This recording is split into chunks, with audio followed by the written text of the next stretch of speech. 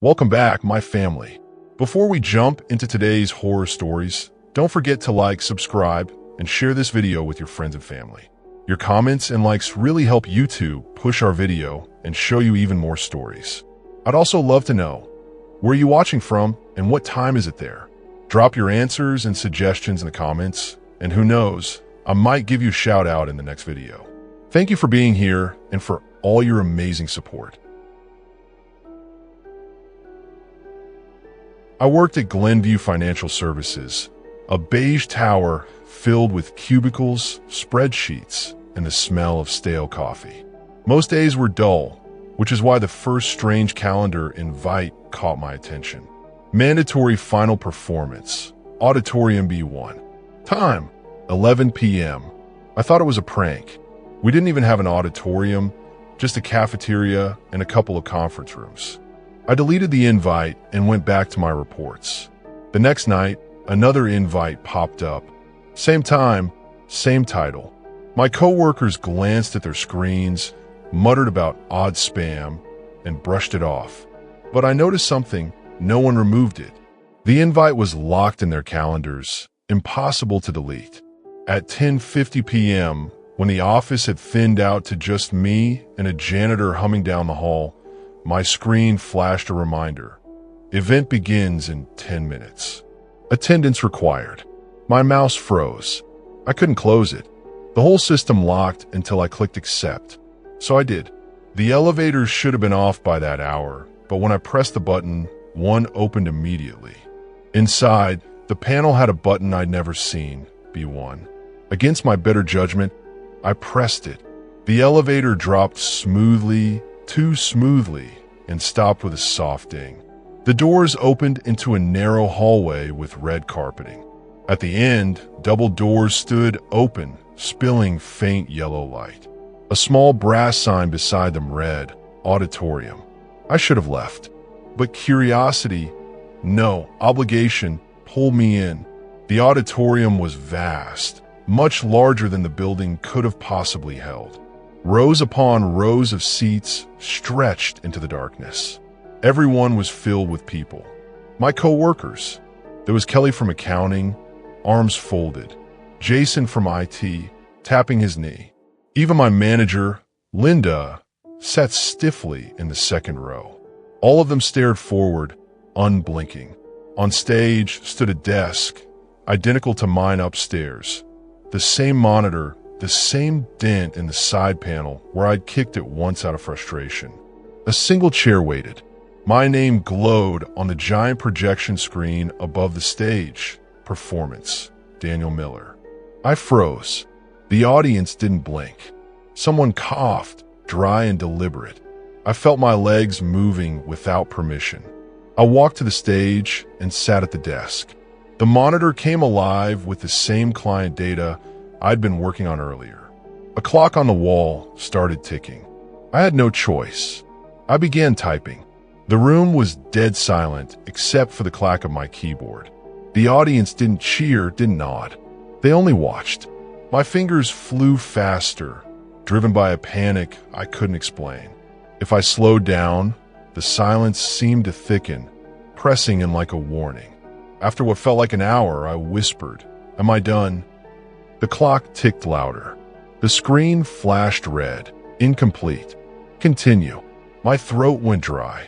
I typed again, running reports I'd already run, comments I'd already written. The work looped endlessly. When I glanced at the audience, their faces seemed off. Their skin pale under the dim lights, their eyes too wide, their mouths slightly open like dolls. Linda turned her head toward me slowly, her jaw hanging loose. "Work," she rasped. I nearly bolted, but the second I pushed back from the chair, the room went dark except for my monitor. The silence turned suffocating, as if hundreds of eyes bore into me harder. My heart thundered. I sat back down. The light returned. The audience stared, unmoved. At some point, the stage clock froze at 11:59. I typed until my vision blurred. When I blinked, the auditorium was empty. Every seat bare. I stood on shaking legs. The desk, The monitor, everything vanished as soon as I stepped away, leaving only a bare stage. I staggered out, back to the elevator, back upstairs. When I finally checked my phone, it was 7 a.m. I had no memory of the hours between midnight and dawn. The next day, no one mentioned it. Not Kelly, not Jason, not Linda. They worked like normal. But when I asked if they'd gotten the same invite, they all said the same words, flat and identical. I don't recall. That night, another invite appeared. Same title, same time. I refused to go. I shut down my laptop and left early, determined to break whatever this was. But as I drove home, the GPS on my phone rerouted me back to the office, no matter what street I turned down. By 10:50, I was parked outside. The elevator was waiting, doors already open. The B1 button glowed. I told myself I wouldn't get in. I'd walk away, but then my phone buzzed. A notification, attendance required. Performance, Daniel Miller. My hand moved before I could stop it. I stepped inside. The second performance was worse. The audience wasn't just co-workers this time. Strangers filled the rows, faces pale and slack, eyes reflecting the glow of my monitor like glass. They breathed in unison, a low, rasping rhythm. The desk was the same, but when I sat down, the monitor showed not numbers but a live feed of myself. Me typing, terrified, trapped. Every keystroke appeared on screen, 1 second delayed, as though my own reflection was waiting for me to fail. The clock ticked. My reflection didn't blink. I typed nonsense just to break the pattern. QWERTY, QWERTY, QWERTY. The screen flashed red. Inadequate. Do better. The audience hissed in unison. A dry intake of breath like 1,000 lungs gasping. My reflection on the monitor leaned closer, lips moving though I hadn't spoken. Work until it's perfect. I don't remember leaving that night. I woke in my apartment, my fingers aching, nails cracked. My laptop sat on the kitchen table, powered on, with spreadsheets open I'd never touched. Hundreds of rows, filled with words I didn't type. Work, work, work. The invites kept coming. Every night. Mandatory final performance. I stopped trying to fight it. The nights blurred. The auditorium swallowed me whole. Sometimes I saw other co-workers on stage. Kelly, Jason, even Linda. Each sat at their identical desks, typing endlessly while the audience watched. Their eyes hollowed out over time, movements jerky and mechanical. The last time I saw Jason, his hands bled onto the keys. He never looked up. I don't know what will happen when I can't perform anymore. Maybe the audience will finally clap. Maybe they'll drag me into the seats with them. Maybe I'll become another hollow figure in the rows, waiting for the next unlucky name to appear. I only know this, the invites never stop. And every night at 11 o'clock, whether I want to or not, I'm back in that endless auditorium, typing for an audience that never applauds. And the clock never strikes midnight. A quick announcement here. If you're still here and enjoying these stories but haven't subscribed yet, please take a second to do so. Drop a comment too. It really helps push the video out to more people. Your support means everything and it truly makes my day. I was 19 and thought I had finally found my place. The art collective sat at the edge of the old garment district, in a building with peeling mint paint and iron windows that stuck on humid days. We weren't famous. We were a patchwork, students, retired teachers, a drummer who welded scrap and a birds on long legs.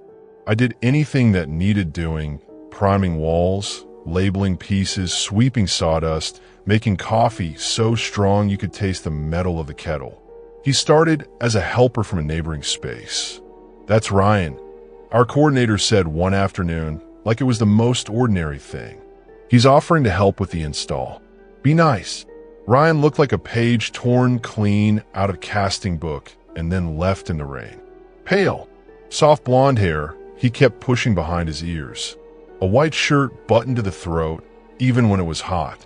I was like glass marbles you could see through, but not into. He held himself very still, like a mannequin that hated to be obvious about it. He carried the frame crates with me without a sound. When I said thank you, he tilted his head and the corner of his mouth twitched. That was the first time I noticed his hands. They were cold. Not cool from the shade. Cold. His fingers had a waxy look, as if he wore gloves so thin they were part of his skin. "Where do you work?" I asked, trying to fill the quiet. "Here and there," he said. "Which studio?" "Whichever needs me." Not long answers. Not even answers, really. He didn't ask about me. That should have made it easier to ignore him, but it did the opposite. A blank page is loud. The first odd thing, the car. It waited across the street the day after I met him. A compact silver hatchback with a thin strip of pink vinyl around the doors, like lipstick on a mouth that wasn't sure it should smile. When I locked up, the hatchback eased out and followed, slow, careful. It kept 2 car lengths behind all the way to my bus stop. When the bus came, the car turned the corner and vanished. I told myself it was coincidence. I told myself a lot of things at 19. The second odd thing came 2 days later. A note on our shared pinboard. My name in block letters at the top. Under it, "You double knot your shoes when you're nervous." I stared at the words long enough for the edges of the paper to blur. I did double knot my shoes when my hands shook. I had double knotted them that morning after a slab of plywood slipped and slammed my foot. I had done it in the hallway by the back door alone. I looked around the studio. The drummer with the welded birds was grinding his seams smooth, sending sparks sideways. The retired teacher was painting a neat sign, "Opening Friday." Our coordinator was on her phone with a donor, smiling a smile that didn't touch her eyes. "Who put this up?" I asked. The drummer shrugged. "We're a house of notes." The coordinator plucked it down.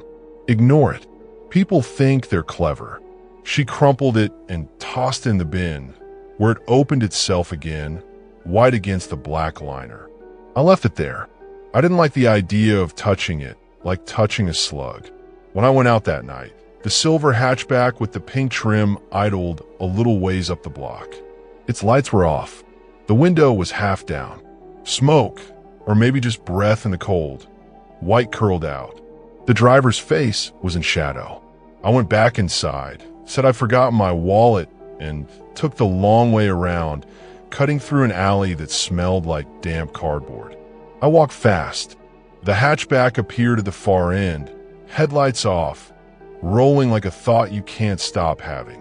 I ducked into a bodega and pretended to shop, tracing my finger over the ridges of the plastic egg carton just to be touching something real. The cashier looked at me like I was stealing time. When I finally stepped out, the hatchback was gone and my reflection in the dirty window looked like someone else's. Too young, too watchful, mouth a thin line. I started keeping a little notebook in my pocket, the kind with graph paper and a red elastic band. I wrote down times, plates, the way the strip of paint caught the street lamps and went gray again. I wrote down the notes I found because there were more. You counted to 7 before you spoke to him. You prefer the chipped mug and set it where the crack won't show on camera. You paused twice at the door and checked the bolt a 3rd time. Whoever wrote them had stood close enough to see my hands and the mug and the way my mouth opened, then closed on words. Close enough to know the number of my small fears. I asked our coordinator one afternoon when the light was gold and everything looked kinder. "Hey, that guy, Ryan, does he still help out?" She frowned like the name was a new word. "Who?" "Ryan. Blonde hair. The quiet one." She shook her head. "I don't know Ryan. He helped with the frame crates last week." "Oh, that was Dylan."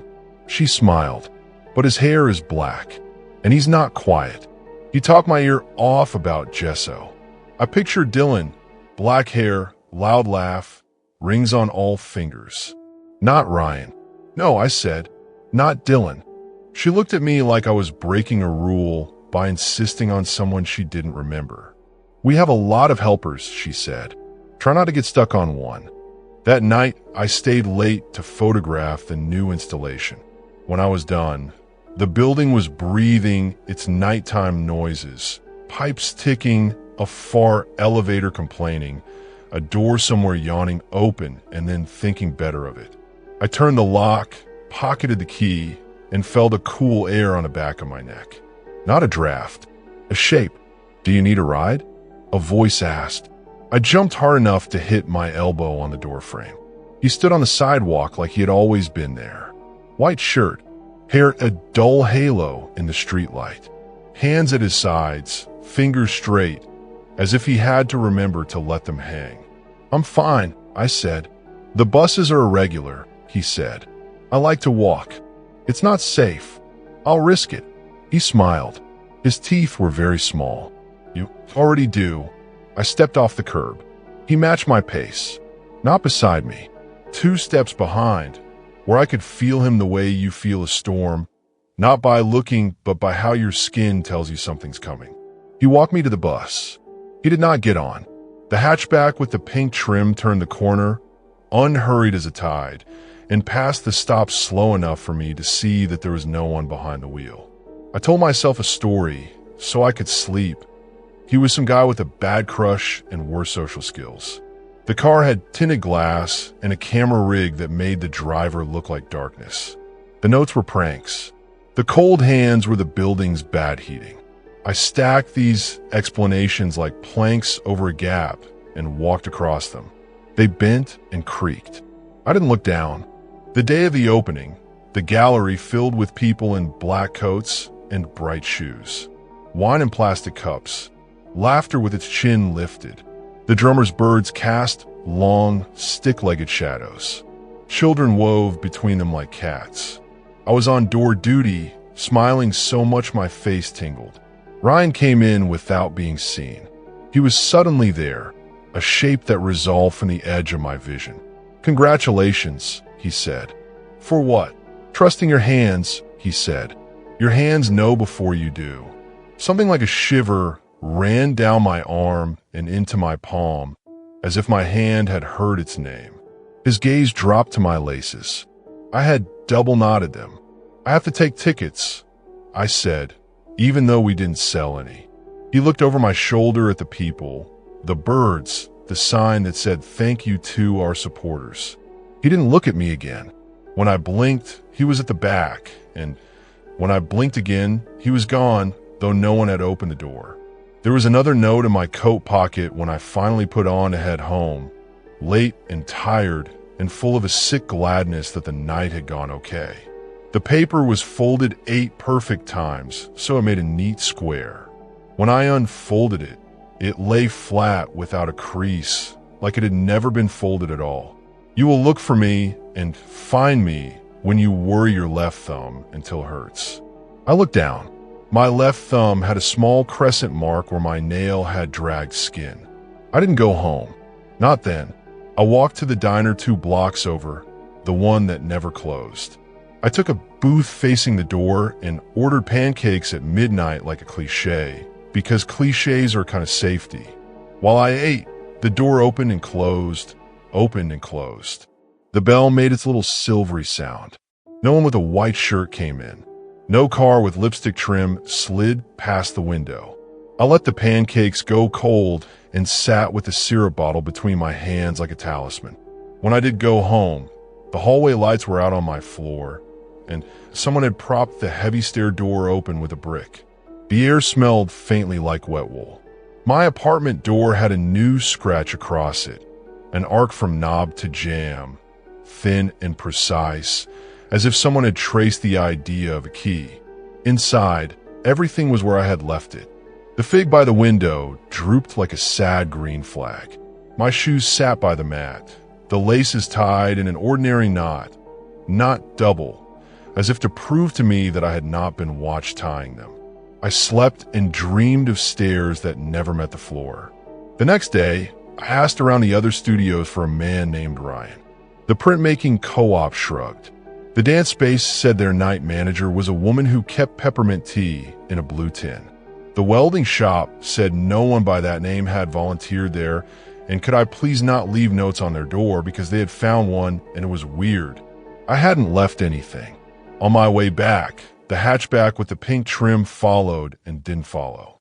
I mean, wherever I turned, it appeared already turning, as if the driver moved in the space between my footsteps. At a stoplight, I walked straight past it, tilted my head, and looked in. There was a driver, a shape, shoulders, head, hands on the wheel. No face, not blurred or disguised or in shadow. Just none. Where features should have been was smooth, like a fresh page. The only detail was a small nick at the chin, a tiny nick like the snip of a scissor when you start a cut. I stepped back hard. The car rolled forward with a light. When I looked again, there was a face after all. It looked like mine for a second. Same mouth, same new pimple on the jawline. Then not like mine, then like someone else I'd seen on the bus reading a dog-eared paperback. I wasn't sure that made it better. I didn't tell anyone. What I have said. Hi, I'm 19, my hands are shaking, and a car is practicing faces. I kept showing up to work. I made coffee. I climbed ladders. I tied knots, sometimes single, sometimes double, sometimes I kept my shoes loose just to disobey. The notes kept coming, always true, always about the small ways I try to control fear. The extra check of the lock, the way I switch my phone to airplane mode when I lied to someone so I wouldn't slip and answer a call. I started thinking about Ryan as if he had already happened and was done. That's how my mind tried to keep him from spreading into every minute. There was a man named Ryan. He helped with frames. He had cold hands. That's all. One evening, in the dim, crooked light before the fluorescents warmed up, I was alone in the gallery, arranging chairs for a talk on new approaches to found object poetics. The chairs clicked and squeaked as they nested. I was counting rows. Behind me, a second voice started counting with me, but off by one. 1, 3, 4, 6. Stop, I said without turning. The counting stopped. Silence fell heavy, a thick coat. I turned. Ryan stood 4 feet away. His shirt had a thumbprint at the collar. His hands hung still. His eyes were lighter than the room. He looked sad and pleased, the way someone looks when they remember a song they can't place. You've been following me, I said. Yes. Why? I like to see how you fix things. What things? The small breaks. The hairline ones. Did you put the notes up? Yes. Why those things? So you know I see you. I swallowed. It sounded loud in the empty room. What do you want? To be where you are, he said.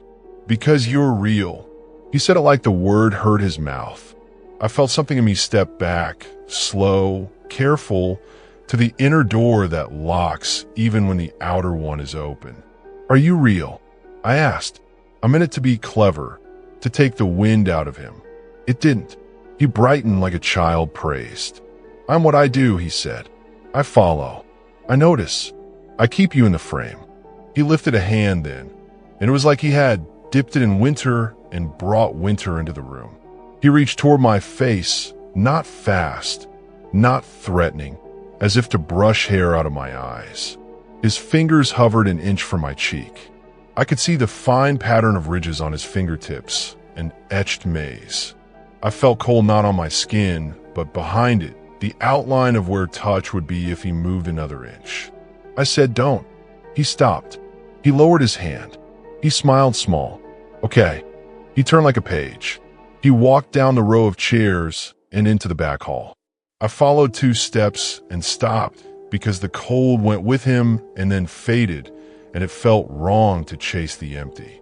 I didn't see him again in the gallery after that. The notes didn't stop, but they changed. They were shorter, less like observations and more like instructions left by a tidy ghost. Water the figure. Unplug the kettle. Move your bed away from the window. I did as they said. I moved the bed. I watered the figure. I unplugged the kettle and also the lamp and the toaster until my apartment looked like a set stage for a fire safety video. The hatchback still showed up every third night, pink trim catching light like a mouth ready to speak. The last note came on a Sunday morning. It was inside my shoe. I felt it slide under my arch when I stepped in, a whisper of paper against skin. I pulled it out and unfolded it on the counter, my heart pushing at my ribs with soft, itchy knuckles. If you don't want me to follow, tie a single knot and leave the ends long. It sounded like a bargain with no teeth. It sounded like a game a kid would make up. Still, I did it. I tied a single knot, left the ends long, let them drag like sad whiskers. And for a while, he didn't follow. The car didn't appear. The note stopped. The hallway light at home stayed on. The stair door stayed shut without the brick. In the gallery, the chairs made only their own small metal talk. In the diner, pancakes were just pancakes. Months later, I walked past a parked car under a honey locust tree. A silver hatchback, pink trim. My stomach dropped, and in my brain, patient and kind for once, said, "Lots of people like pink." I looked at the plate out of habit. It wasn't the same. My laces were double knotted. I hadn't even noticed. Some nights, when the city went quiet in that way it does right before it starts to rain, I'd wake up to the idea of cold, a shape at the edge of the bed that didn't press the mattress down, just drew the heat like a draft you can't find the window for. I'd open my eyes and see nothing but the soft green LED of the power strip I'd unplugged months ago. If I think about it too hard, the question returns and sits on my chest. Was Ryan ever real?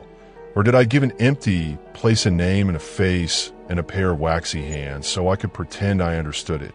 If he was a man, then someone let him in the building and someone knows him, and that feels safe and unsafe in equal measure. If he wasn't, then what have I been bargaining with? I tie my shoes different now. Some days single knot, some days double. Some days I leave them loose and step carefully, like walking across a frozen pond I know is thin. There are scuffs on the leather where they drag. When I catch myself worrying my left thumb, I make myself stop. I make tea and plug the kettle back in. I stand at the window and look at my reflection with the city behind it. Lights like coins scattered on black cloth. On the street 3 floors down, a compact shape eases from space and slides into motion. Pink trim catching a street lamp, just so, then graying again. It could be my memory playing at traffic. It could be anyone. I tell myself I don't need to know tonight. I go to bed with my laces tied in a knot that isn't about fear or bravery, but simply about keeping what's mine on my feet. Before I sleep, I slide a notebook into the drawer and close it.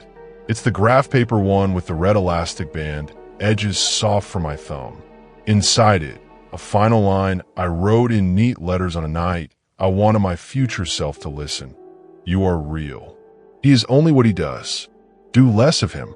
I try. Some nights I succeed. Some nights I hear a car pause and then move on, a sound like a breath held and let go. And sometimes when I bend to tie my shoe and the world shrinks to my hands, I feel a hum in the air, as if the room is waiting to see which knot I choose.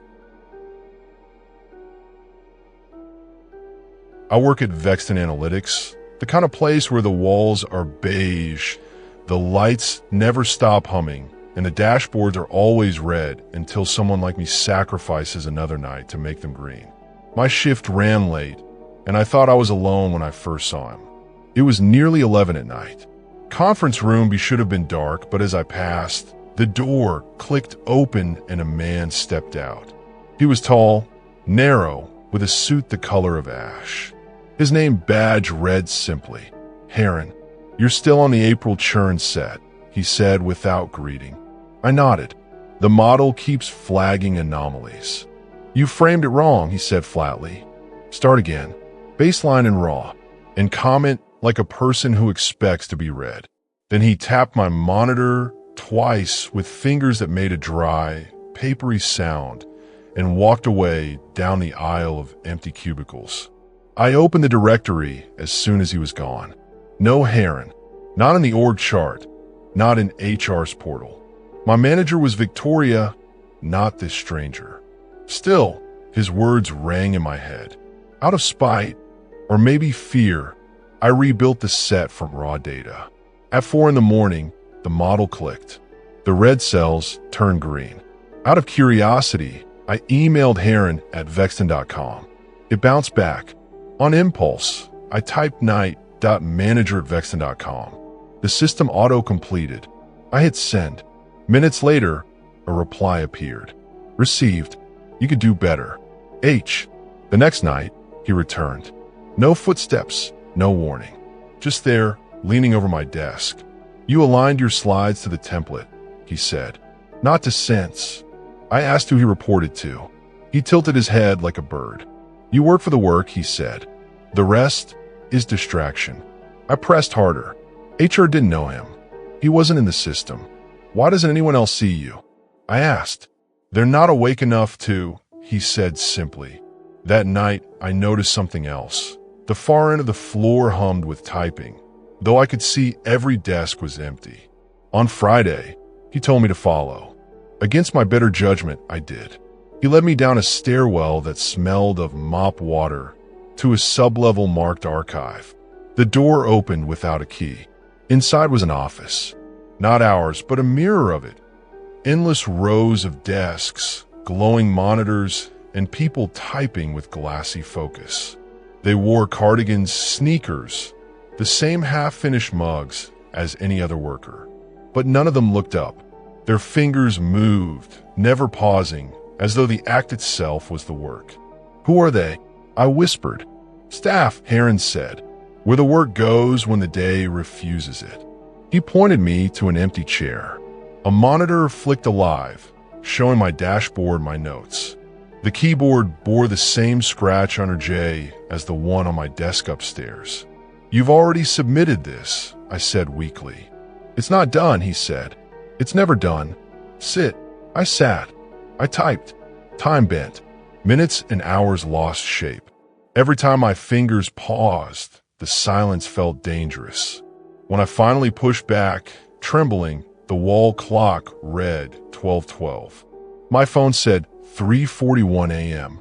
You'll carry it with you, Heron said calmly, even if you leave. I left. The stairwell spat me back into the real office, where my sweater still hung on my chair and my mug still steamed faintly, as if I'd never gone. The following week, Victoria praised my clarity. My models clicked. My deck's impressed. She scheduled me to present to the VP. Whatever you're doing, she said, keep doing it. But the nights bled stranger. Meeting invites arrived at odd hours. Review required. Location, conference room B. When I entered, the glass reflected me back 2 seconds late. Behind the conference wall, a door appeared where no door should be, leading down again to that impossible office. Every time, Heron waited. By morning, he said always. Always by morning. I tried to resist. One night, I stayed at my desk, refusing the summons. The elevators froze on other floors. The stairwell doors all locked red. Only archive opened, as if the building itself decided where I belonged. I stood at the threshold, sweating, torn between fear and duty. The typing echoed faintly inside. Dozens of unseen fingers, working without end. Heron's voice floated from the dark. Don't make me call you a contractor. I turned and fled. For once, the elevator opened. But I knew I hadn't escaped anything. I'd only postponed it. Now, weeks later, my work is sharper, faster, almost too polished. People say I've leveled up. Victoria beams. HR sent a wellness email reminding us to unplug appliances and take PTO. But I can't sleep without hearing keyboards clattering somewhere under the floor, rain that never turns to water. Sometimes I find notes in my inbox. Received. You could do better. H. And sometimes in my dreams, I sit again at that endless desk, typing sentences I'll never remember, while Heron leans close, voice thin as paper. By morning, Working the graveyard shift at a warehouse in Ohio wasn't glamorous, but paid my bills and kept me in school part-time. My job was simple: skin shipments, log inventory, and keep the floor clear until the morning crew arrived. Most nights were quiet. The fluorescent lights hummed overhead. The forklifts sat still, and the air smelled faintly of oil and cardboard. It should have been lonely, but there was another night worker, Eric. Eric was in his 30s, maybe a decade older than me. He had a stocky build, thick glasses, and a smile that never reached his eyes. At first, I thought he was harmless. He liked to talk about football, fast food, or his old truck. But soon I noticed something odd. He followed me everywhere. If I walked down aisle 9 to scan boxes, he appeared 2 steps behind. If I grabbed a soda from a vending machine, he came too, even if he just bought one. And always, there was this strange low sound in the background, like a faint electrical hum. At first, I thought it was the lights, but the sound seemed to move with him. One night, I tested it. I ducked into the bathroom, locked the stall, and held my breath. Through the tiled walls, I could hear it, the hum. Low, steady, vibrating in my teeth. When I came out, Eric was waiting by the sink. He grinned. "Thought you got lost." The hum grew louder as the weeks went on. It made my skin crawl like standing too close to a generator. Whenever Eric was near, it drowned out everything else. The beeping scanners, the fans, even my own heartbeat. I tried to ignore it, but then came the notes. Slips of paper tucked into my locker, into the boxes I scanned, even slipped into my jacket pocket. "I hear you breathing. I like the way you walk when you're nervous. Don't lock the side door tonight." I confronted him once. "Eric, are you leaving these notes?" He pushed his glasses up and gave me that flat smile. "Why would I waste paper?" Then he added, "You shouldn't stay late alone. Bad things happen." That hum buzzed in the air between us, heavy enough to make my stomach turn. One night, the hum followed me home. I drove back to my small apartment after shift, half asleep and desperate for bed. When I unlocked the door, the hum was already there, faint but unmistakable. The refrigerator was silent, the lights off, yet the sound pressed against my ears. I walked room to room with a bat in hand. Empty, nothing but shadows. But when I reached my bedroom, I found a note on my pillow. "You forgot to check the closet." I nearly dropped the bat. The closet door was closed. I hadn't left it that way. With my hands shaking, I yanked it open. Nothing inside, just clothes and a pair of shoes. But the hum swelled, rattling the hanger bar, and then faded slowly, like someone stepping away. I didn't sleep that night. Things escalated fast after that. Eric began showing up outside of work. I saw his truck parked across the street from my apartment at odd hours, headlights off. Once, I spotted him at the grocery store, standing at the end of an aisle, watching me pick out bread. He didn't wave. He didn't even blink. He just stared. I reported him to my supervisor. She frowned and said, "Eric? He's worked here for years. Keeps to himself. You sure you're not overthinking it?" Overthinking? I had the notes. I had the hum. But when I went to show her one, the slips of paper in my jacket were blank. Just plain white scraps, like I'd imagined the words. The breaking point came on a stormy Tuesday night. I was halfway through my shift when the power flickered. The emergency lights kicked on, casting the warehouse in a sick red glow. That's when I heard it. The hum, louder than ever, shaking the air. And then I saw Eric. He was walking down the aisle toward me, holding something heavy in his hands. As he stepped into the light, I realized what it was, a chainsaw. It wasn't running, not yet, but the teeth gleamed. "Eric," I stammered, backing away. "What are you doing?" His glasses reflected the red light. His smile was too wide. "You can hear it too, can't you?" The hum. It told me what to do. It wants us to finish this. He pulled the cord.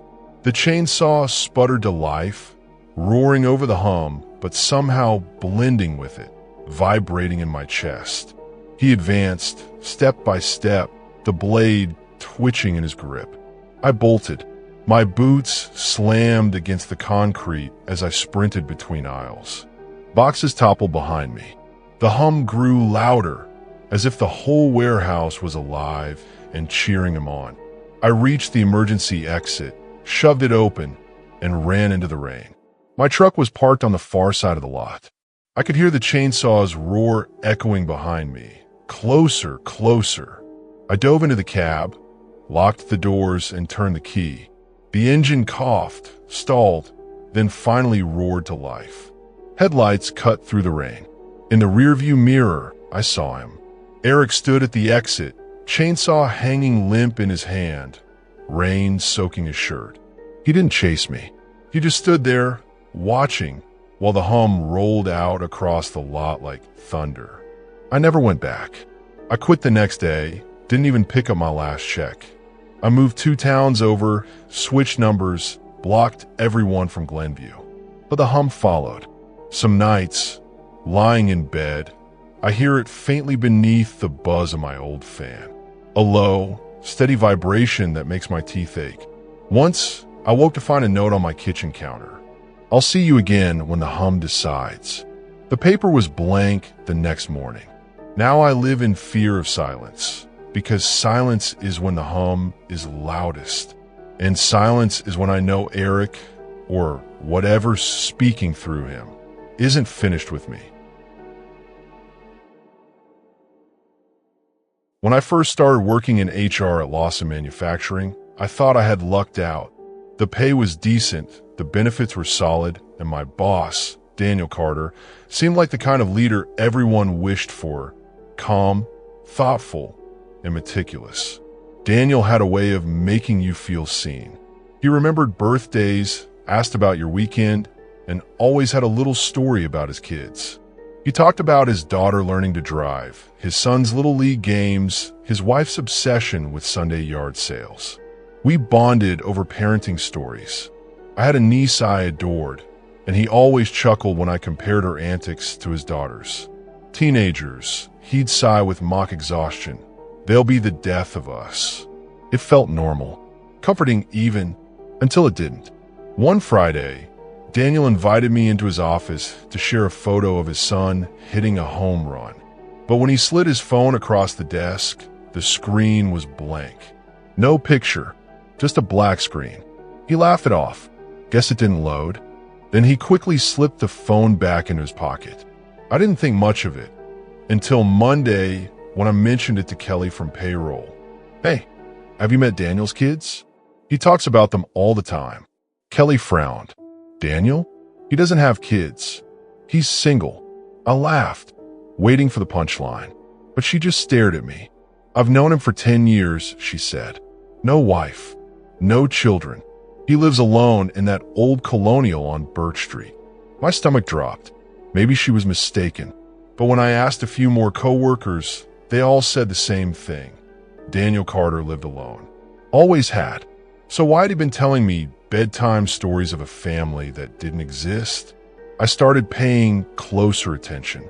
His stories were always vague, never specific. My daughter got her license. My son hit a home run. My wife made me reorganize the garage. No names, no dates. Just enough detail to sound real, until you listen closely. The next week, he asked me to stay late to help with a few files. I agreed, though every nerve in me told me to say no. As we worked side by side, he started in again. You ever notice how kids always leave lights on? My son's room looks like Times Square at night. I forced a smile. What's his name again? Daniel's pen froze mid-stroke. For a long second, he didn't move. Then he chuckled softly. You know, I never told you, did I? His name's Matthew, but the way he said it made my skin crawl. Like he'd plucked the name out of the air just to fill the silence. A few days later, he invited me to dinner at his house. Just a small get-together, he said. You'll love it. My kids will be there.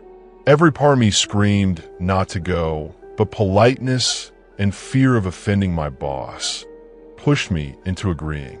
That Friday night, I drove to Birch Street. His house was exactly what Kelly described. An old colonial, paint peeling, shutters crooked. But there were no bikes in the yard, no toys, no signs of children. The windows were dark except for one light in the kitchen. Daniel opened the door before I even knocked. He smiled warmly. "Glad you made it. Come in." Inside, the place was spotless, almost too spotless. No photos on the walls. No shoes by the door. No sound of kids. Just silence. "Where are your family?" I asked. He tilted his head, as if confused. "Downstairs. They're waiting." He led me toward the basement door. My heart hammered. Every instinct screamed to run. But I followed, my feet heavy as if I were being pulled. The basement door creaked open. The smell of damp concrete and something metallic wafted up. He gestured for me to go first. I froze. "Why don't you go ahead?" His smile thinned. "Because I want you to meet them properly." That's when I ran. I bolted back through the hallway, yanked the front door open, and sprinted to my car. Behind me, Daniel's footsteps thudded once on the hardwood floor, then stopped. He didn't chase me. I drove home shaking, convinced I'd narrowly escaped something terrible.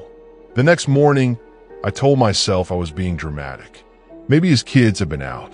Maybe he really did have a family and just wanted to show me his basement workshop. But deep down, I knew the truth.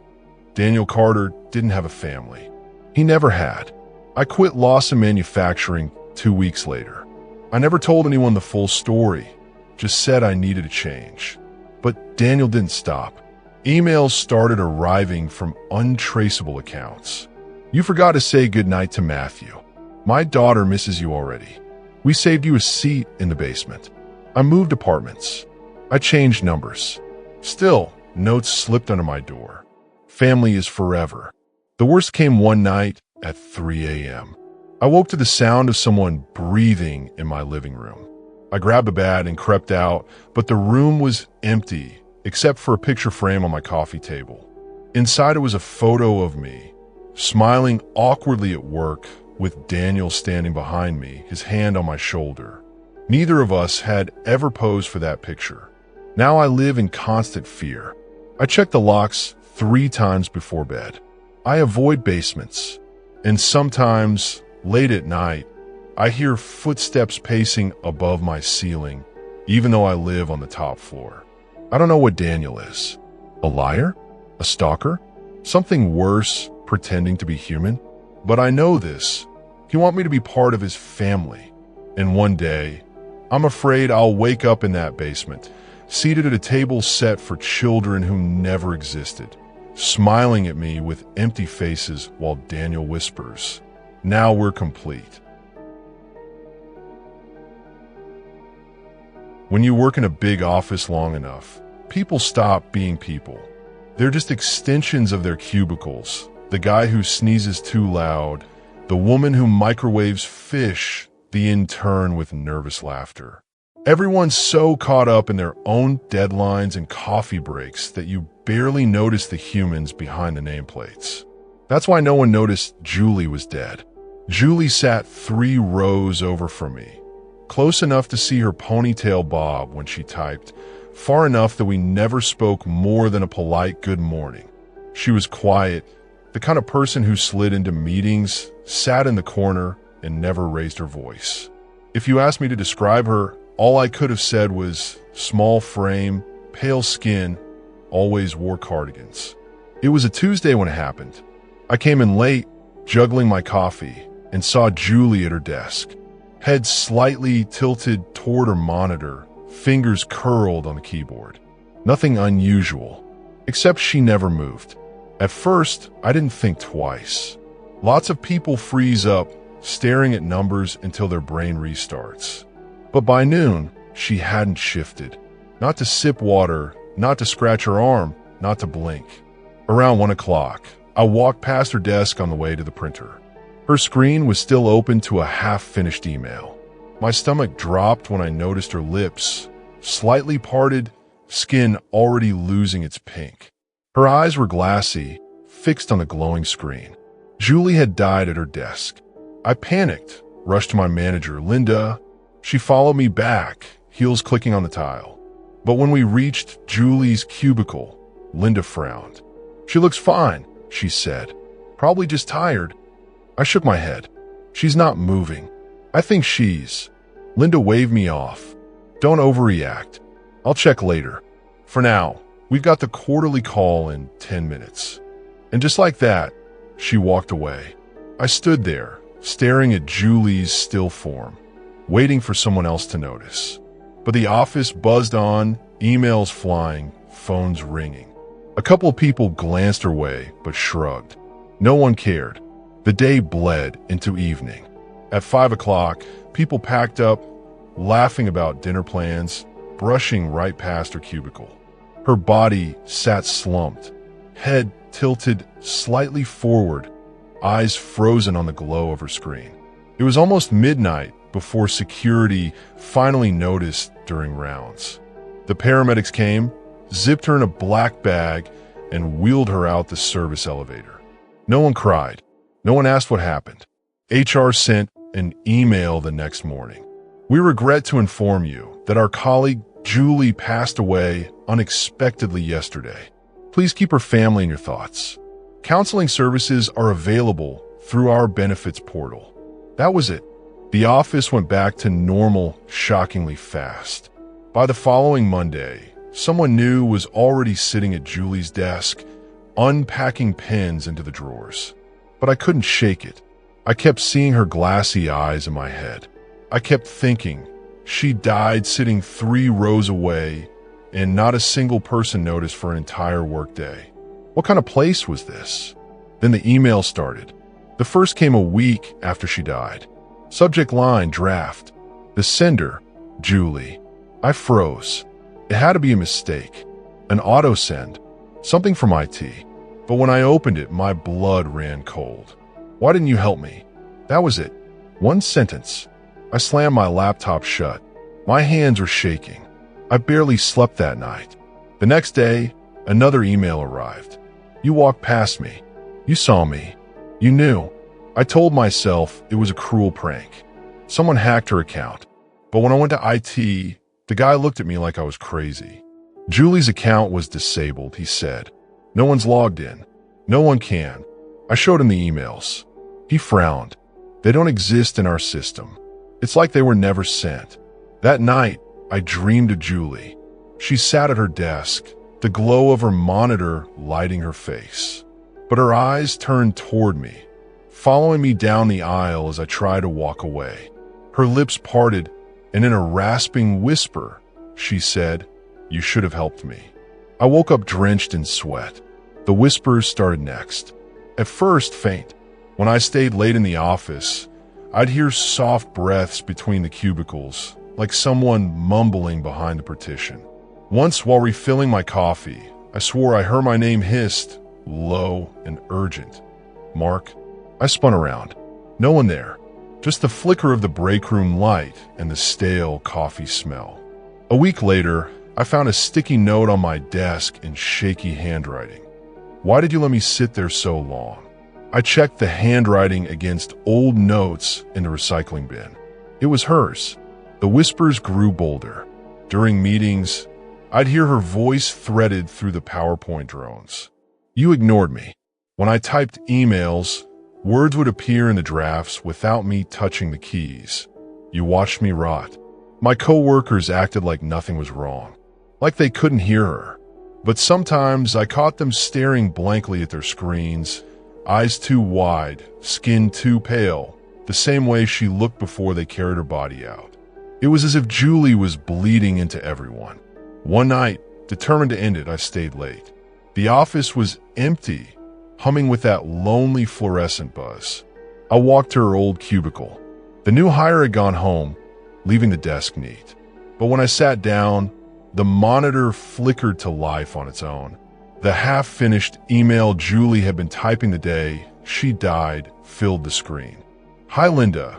Just wanted to let you know I haven't been feeling well." The cursor blinked.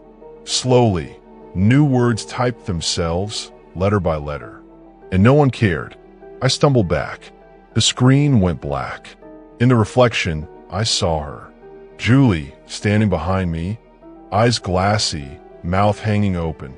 Her cardigan hung loose, her hair limp, her skin gray. "You let me die here," she whispered, voice like dry paper. I bolted, heart slamming against my ribs, and didn't stop running until I reached the parking lot. Since then, she hasn't left me alone. At home, I hear typing when my laptop is shut. My phone vibrates with calendar reminders for Julie, check-in. The bathroom mirror fogs over, and words appear in the steam. Help me. Sometimes, in the early hours, I wake to the sound of someone breathing in the corner of my bedroom. When I flick on the lamp, no one's there, but the chair is turned toward me, as if she's watching. I don't know what Julie wants. An apology? Revenge? Company? But I do know this. The office doesn't care. They replaced her in days. They'll replace me too when my turn comes. And maybe that's her point. Because the last email I got, just last night, read, "You won't be noticed either." And sitting here, staring at my monitor, I can't help but wonder, when I finally collapse at this desk, how many hours will pass before anyone realizes I'm gone. Maybe none. Maybe days. Maybe forever. And maybe Julie will be waiting, glassy eyes glowing in the monitor's reflection, whispering, "I told you so." When you work a startup, you get used to chaos, late nights, last-minute pivots, and a revolving door of contractors. But out of all the freelancers that pass through our office, none unsettle me like Mark Samuels. Mark was hired as a data consultant. Just a 3-month contract, my manager said. He'll clean up the metrics, streamline dashboards, and move on. At first, I didn't think twice. Startups lived on short-term help. But Mark didn't move on. He was older than the rest of us, mid-40s, maybe, with thinning hair and glasses that always seemed smudged. He wore the same gray sweater every day and carried a battered leather notebook everywhere he went.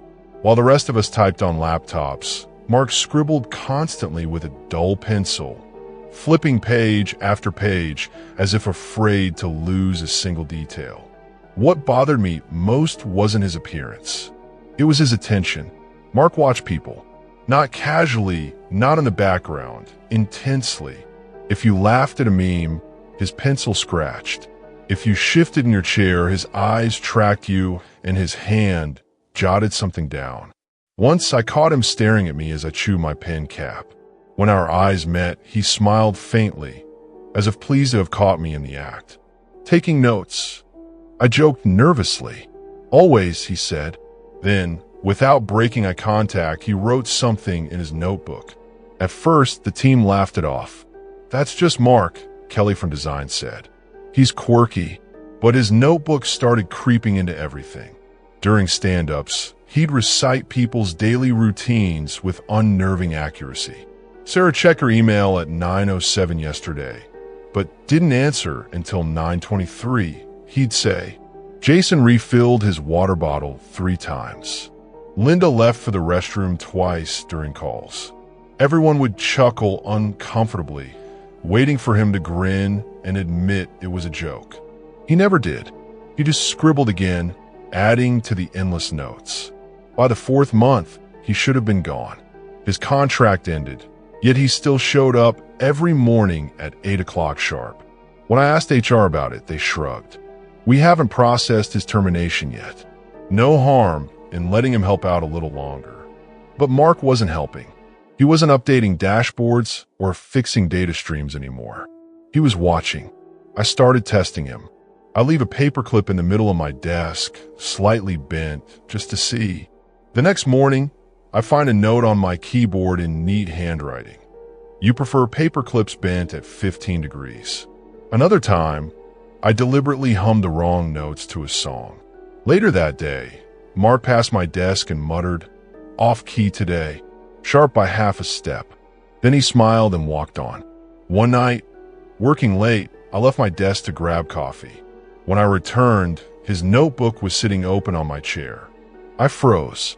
The pages were filled with cramped handwriting, columns of names, times, habits. I skimmed until I found my own. Subject, Daniel Miller. Arrives 8:43 a.m. consistently. Chews pen caps when anxious.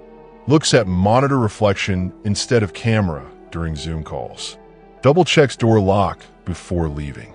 Heartbeat quickens when spoken to directly. Sleeps poorly. Average 5 hours. Restless. My blood ran cold. He had details no one could possibly know. My sleep patterns, my heartbeat. How could he know? I snapped the notebook shut and shoved it back on his desk, my hands shaking. Mark returned minutes later, carrying his thermos. He looked at the notebook, then at me. His smile widened. "Curiosity's good," he said. "Means you're paying attention." The next day, I reported him to my manager. She sighed. "Yeah, he's odd, but he's not hurting anyone. He's writing about us like we're experiments." I insisted. "It's invasive. He knows things he shouldn't." She gave me that tight startup smile, the one that said, "We don't have bandwidth for this conversation. Let go, Daniel. Focus on your work." So I tried, but Mark didn't let me. That weekend, I came home to find an envelope on my doorstep. Inside was a single page torn from his notebook. "Daniel, Saturday. Grocery trip, 3:14 p.m. Purchased milk, eggs, bread. Looked at apples but didn't buy. Phone battery at 32%. Locked door 3 times at 6:47 p.m. Lights off by 11:06 p.m. I staggered back, heart racing. He had followed me. He was documenting my life outside of work. I called HR again Monday morning, furious. But when they checked the system, they found no record of Mark Samuels. No contract, no payroll entry, no files. It was like he'd never been hired. "But he sits right there," I said, pointing to his desk. They looked. It was empty. No sweater, no thermos, no notebook, just a blank chair. I stood in shock while HR exchanged confused looks. "Maybe you need some time off," one said gently. But when I returned to my desk, Mark was there, scribbling in his notebook. He looked up at me and winked. I started to lose it after that. Everywhere I went, I felt watched. My apartment blinds shifted when no breeze blew. My phone buzzed with calendar reminders I hadn't set. 8:43 a.m. arrival. 11:06 p.m. lights off. Notes slipped under my door in his handwriting. "You scratched your head 3 times before bed." I stopped sleeping. I stopped trusting my own memory. One night, desperate, I stormed into the office basement where old files were kept. I searched through contracts, payroll ledgers, everything. No Mark Samuels anywhere. At 3 a.m., exhausted, I slumped against a filing cabinet. That's when I heard it, the soft scratch of pencil on paper. I turned. There he was, sitting in the corner on a folding chair, notebook balanced on his knees, scribbling in the dim light. His glasses reflected the bare bulb. "Mark," I whispered, voice trembling. "Why me? Why us?" He didn't look up. "Because you exist," he said calmly. "And everything that exists must be recorded. What happens when you're done recording?" I asked. He smiled. "Then you belong to the record." I ran, left my job the next day, and moved across the state. I thought that would be the end of it, but it wasn't. The notebook followed. One morning, I found it sitting on my kitchen table, open to a fresh page. Subject, Daniel Miller. Relocated. Arrived 11:32 p.m. on Tuesday. Apartment number 205. 2 locks on front door. Dreams restless. Talks in sleep. Stop watching me. Writing this note at 7:14 a.m. My breath caught. I was alone in the apartment. I had locked every door and window. Yet the notebook sat there waiting. I threw it away, burned it, even drowned it in the river. It always returned. On my desk, on my bed, sometimes on my chest when I woke, as if placed there while I slept. Now, I don't fight it anymore. I wake, I live, I move, I breathe, and somewhere Mark's pencil scratches it all down. Sometimes I feel him in the corner of the room, silent but present. Sometimes I hear him whispering times and details under his breath, like prayers. And sometimes when I close my eyes, I see myself already in his notebook, a sketch of my face beneath neat lines of data, my entire life reduced to bullet points. Maybe that's all we are to him. Not people, not coworkers, just records. And when he's finished recording me, I wonder if I'll vanish like his contract did. Gone from the system, as if I never worked, never lived, never existed. Except in his notebook. Forever. When I first let Hannah move in, I thought I was being kind. She'd been a coworker at a mental health clinic where I worked as an intake coordinator, and when she fell on hard times, I couldn't say no. Her lease had ended, her savings were gone, and she was drifting from couch to couch. Just for a few weeks, I told myself, until she gets back on her feet. I should have trusted my gut the first night. Hannah showed up with only 2 garbage bags of clothes and a shoebox filled with random trinkets. No furniture, no books, not even toiletries. She plopped the bags in my spare room, looked around, and said, "Feels temporary." I nodded. It is. For the first few days, things were fine. She was quiet, kept to herself, and mostly stayed in her room. But then little things started. At night, I'd wake to the sound of creaking floorboards outside my door. Once, I cracked it open and found her standing in the hall, staring at the ceiling. When I asked what she was doing, she smiled faintly, listening. Another time, I came home from work to find all my silverware arranged in perfect lines on the kitchen floor. Hannah sat cross-legged in the middle of them, humming. They needed sorting, she explained, as if it were obvious. I reminded myself she'd struggled with mental health before. At the clinic, she'd mentioned her diagnosis, schizophrenia, and how she managed it with meds and therapy. I tried to be understanding, but then the knives started disappearing. At first, I thought I was misplacing them, but one by one, they vanished from the drawer. When I finally confronted her, she shrugged. I put them where they belong. "Where's that?" I asked. Her lips curled into a smile that didn't reach her eyes. "Safe." I searched her room later when she was out. Under her bed, I found them. Every kitchen knife, lined up in a neat row, blades gleaming. That night, I locked my bedroom door for the first time. At 2 a.m., I woke to the faint sound of metal scraping. My heart froze as the doorknob rattled. Then came her voice, soft through the wood. "Why are you hiding from me?" I didn't answer. My pulse hammered in my ears. After a long silence, her footsteps retreated down the hall. I barely slept.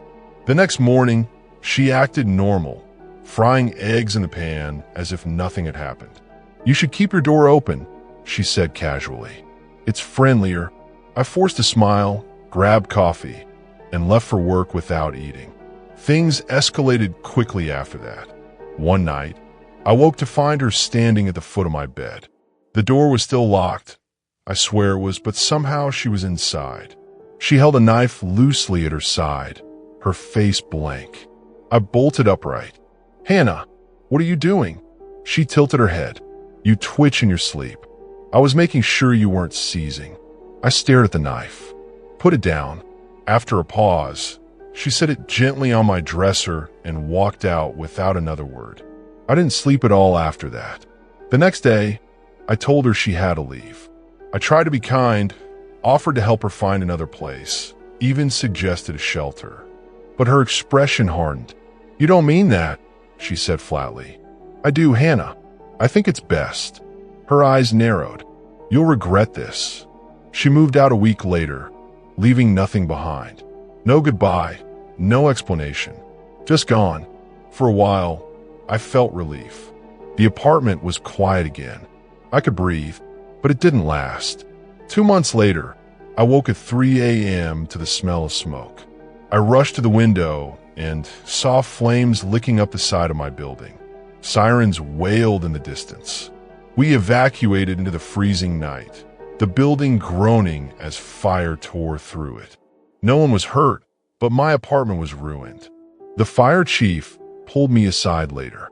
"It started in your unit," he said. "Near the kitchen. Accelerant was used." I shook my head. "That's impossible. I wasn't home." He gave me a grim look. Someone was... The police never found who did it. But deep down I knew. Hannah. I moved into a new place across town, changed my number, even switched jobs. For a while, things seemed better. But then the signs started again. A sticky note on my fridge. "Keep your door open." A knife on my nightstand when I woke. Footsteps in the hall at 2 a.m. I knew she wasn't gone. Not really. Sometimes when I turn off the lights, I hear her humming in the kitchen, arranging silverware in neat lines. Other times, I wake to the weight of someone standing over me, just out of sight, waiting. And once, as I dozed between sleep and waking, I heard her whisper right by my ear. "You should never have made me leave." Now I live with my bedroom door locked every night. But locks don't stop her. They never did. Because Hannah isn't just a memory anymore. She's everywhere, in the shadows, in the silence, in the faint scrape of knives where no one should be. And every night, I wonder if she's waiting for the right moment to finish what she started. Smiling down at me with blank eyes, knife in hand, whispering, "Feels temporary." Working the night shift at St. Mary's Hospital wasn't glamorous, but paid for school and kept me busy. My job was simple. File patient charts, answer calls, and keep the front desk running while doctors and nurses did the real work. Most nights were quiet. Too quiet. That's where Nathan came in. Nathan was another clerk, early 30s, sandy hair, always trying too hard to make conversation. At first, I pitied him. He seemed lonely, filling every silence with awkward jokes or too personal questions. But pity turned to unease fast. It started small, compliments that lingered too long. "You look good in blue," he said once, eyes fixed on my scrubs. "Like, really good." I forced a smile. "Thanks, Nathan." Then came the comments about my schedule. "You always clock in at 10:55. I like that you're punctual. You drink coffee at exactly midnight. Cream, no sugar." It felt like he was keeping a log of me. One night, as I finished charting, he leaned closer. "I dream about you, you know. Sometimes I wake up, and it feels like you're still there." My stomach flipped. I laughed nervously, pretending I hadn't heard. I tried to set boundaries. I stopped small talk. I kept my replies short. But that only made him more persistent. He started waiting for me in the parking lot after shifts, leaning against his car like it was casual. "Want to walk you home?" he'd ask. "No, thanks," I said every time. Still, I'd see his headlights trailing me as I drove. The first real scare came on a Tuesday at 3 a.m. I'd stepped into the supply closet for printer paper. When I turned, Nathan was blocking the doorway. I froze. "You didn't answer my text," he said quietly. My phone buzzed in my pocket. I hadn't even seen the message. "I was busy," I said, trying to keep calm. His jaw clenched. "You're always busy." "Never for me." I pushed past him, heart pounding. After that, I made sure never to be alone with him again. When I finally reported him to our supervisor, she sighed. "Nathan's harmless, just socially awkward. We'll remind him about boundaries." But the reminders didn't work. He grew bolder. Notes appear on my desk. "You smell like vanilla." "I like it." "You looked sad last night." "I'll make you happy." "I watch you sleep." That last one chilled me. I tore it up immediately, telling myself it was just a sick joke. But deep down, I knew it wasn't. The night I found him in my apartment confirmed it. I'd finished a late shift and collapsed on the couch. Sometime after midnight, I woke to the sound of breathing that wasn't mine. I froze, straining to listen. Then I saw him, sitting in the corner of my living room, watching me. His eyes glowed faintly in the streetlight seeping through the blinds. My heart slammed against my ribs. "Nathan," I whispered. "How did you get in?" He smiled slowly. "You don't lock the kitchen window all the way." I scrambled for my phone, but he stood and held up his hands. "Don't. I'm not here to hurt you. I just like being near you. You're peaceful when you sleep." I ran to the door and screamed for help. My neighbor came out, and Nathan bolted before the police arrived. They arrested him the next day for trespassing. For a while, I felt relief. He was gone. I was safe, or so I thought, because after his arrest, things got worse. The first night back home, I heard footsteps pacing above my ceiling. I lived on the top floor. The next, I woke to find words scrawled on my bathroom mirror in the steam. "You can't keep me away." Emails appeared from no sender addresses. Still watching. Still here. When I told the cops, they shook their heads. "He's in custody. Probably someone messing with you." But no one else knew the things the emails said. Details only Nathan could know. Like the exact number of times I checked the lock before bed. Like the lullaby my mom used to hum, which I'd mentioned once months ago. Sleep became impossible. Some nights I'd feel weight press on my mattress, as if someone had sat down beside me. I'd hold my breath, praying it would stop. Other nights, I'd hear whispers at my door, my name drawn out in a voice half Nathan's, half something else. Once I woke to find the closet door open, though I always shut it tight. Inside, nothing, but the air was heavy, charged like someone had just stepped out. Now, I don't know what's worse, that Nathan is still finding ways to watch me, or that maybe it isn't Nathan anymore. Because last night, I woke at 3 a.m. to the sound of breathing again. I flicked on the lamp. No one was there. But on the wall, written in shaky letters, was a single word. Forever. And as I stared, my phone buzzed with a new message. No number. No contact. Just one line. "You belong to me now." I don't know if Nathan is in jail, or if something darker wears a shape now. All I know is the watching never stopped. The whispers never left. And sometimes when I lie still enough, I swear I feel warm breath against my ear and hear him whisper the same words he said in my living room that night. "You're peaceful when you sleep." I worked at a tech company where the days blurred into endless lines of code, Slack pings, and lukewarm coffee. The office was modern, glass walls, beanbag corners, free snacks, but it had the same dull hum as every other place I'd ever worked. That's when I noticed Elena. She wasn't on my team. She worked 2 rows over, handling customer experience or something equally thankless. At first, she blended in like the rest. Headphones in, hair pulled back, eyes glued to her monitor. But then I caught her whispering, not to anyone, not into a phone, to the wall. I remember walking past the break room one afternoon and freezing in the doorway. Elena stood with her back to me, fingertips grazing the white tile. Her lips moved, but no sound carried, just the shape of words I couldn't catch. Then I realized she was whispering my name, over and over. The first time I thought I misheard, but then it kept happening. In the kitchen, while the microwave hummed, her lips formed my name again and again. In the hallway, when she thought no one was watching, she'd murmur it to the glass. Sometimes when I shifted in my chair, I'd see her head tilt ever so slightly, as if listening for my reaction. It unsettled me, but I told myself she was quirky. People had odd habits. Maybe she whispered everyone's names. Then Kelly from design pulled me aside. "Does Elena talk to you too?" My stomach flipped. "What do you mean?" "I swear I heard her whispering your name." "Like a lot." Kelly shivered.